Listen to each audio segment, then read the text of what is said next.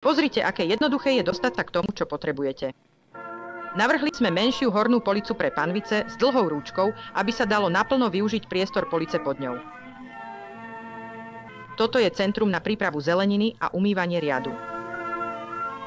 S držiakom na nože a skrinkou na nárade vpravo, zeleninou pred sebou a drezom vľavo má táto pracovníčka efektívne usporiadanie na prípravu zeleniny šetriace kroky.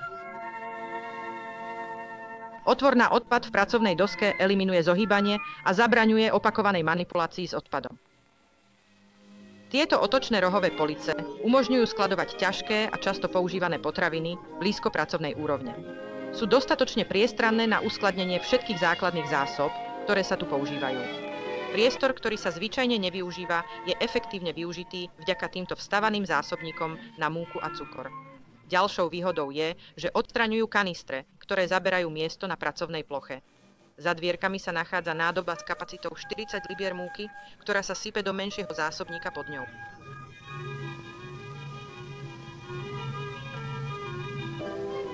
V mixovacom centre, rovnako ako vo všetkých ostatných pracovných zónach, sme naplánovali úložné priestory tak, aby pojali všetky pomôcky a vybavenie používané v danom centre.